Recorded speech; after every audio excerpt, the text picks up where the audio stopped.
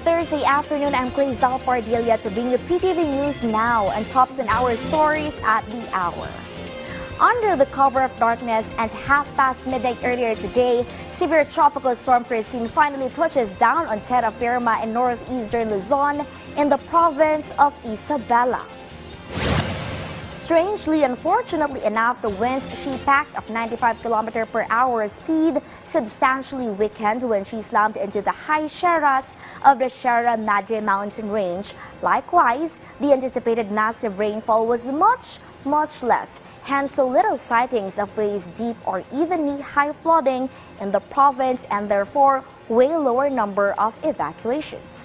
Then again, Isabela's disaster response teams were so well prepared in advance for a much worse impact but gladly took what Kristine gave them.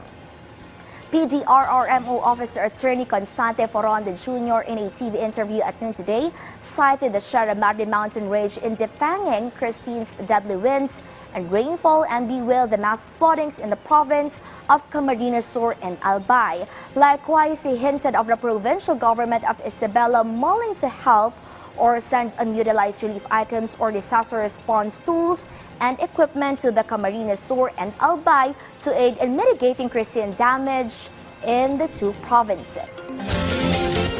The poll body or COMELEC is clear on vote buying and vows to hold candidates or their supporters into account if they are caught.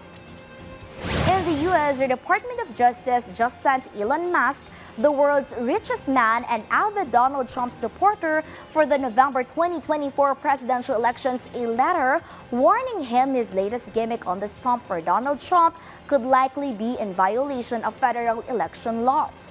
Over the weekend, Elon Musk, who spent the last few weeks in Pennsylvania campaigning for Trump, kicked off his Super PAC's gimmick to register more voters for November 5 polls with an offer they could not refuse, a chance at winning $1 million. And true to his word, Musk handed out two $1 million checks to two lucky winners in Pennsylvania over the weekend. And Musk says he will hand out more checks equal to the remaining days before voting day on November 5. In South Africa and nearby countries in the region, getting much-needed anti-venom to treat lethal snake bites are a challenge. Hence, a move by scientists to lower prices in producing, distributing, or buying anti-venom, as VOA Kate Bartlett reports from Johannesburg. It's summer in southern Africa.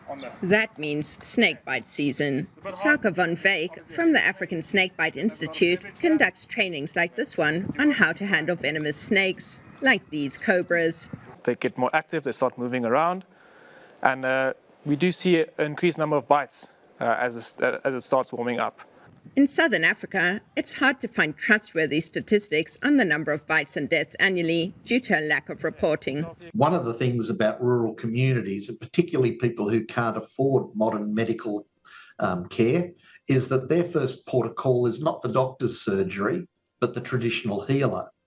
And so those cases never get collected by health statisticians anyway. Even if people don't die, snake bites can leave them with permanent disabilities because they cause tissue damage. Either they lose a lot of function in the limbs, for instance legs, they can't walk, they lose a lot of muscle tissue in their arms, they can't farm or they can't work, they can't provide for their families. But even when people do manage to get from the rural areas to a hospital in time, there are challenges. Anti-venom can cost thousands of dollars. Sometimes there are shortages because of low levels of production. It's been made the same way for over a century. Horses are injected with small amounts of venom. Then their blood plasma, which has produced immunity, is made into an anti-venom product that is injected into snakebite victims. But there are dangers that come with it, including allergic reactions and possible anaphylactic shock. Somebody has to be standing by with accessory medicines like adrenaline or something to make sure that you survive the treatment. Kurt Wibmer is a South African scientist who is researching a new, more modern way of creating antivenom. So what we do is we go to those same producers of antivenom into the horses and look for the bits of DNA that can make these super antibodies, these super antivenom products. And then we take those DNA and we clone them in the lab, and we then improve them. Without the horses, the product is safer and more uniform.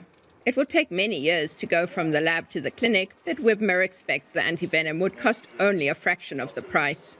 Kate Bartlett, VOA News, Johannesburg, South Africa.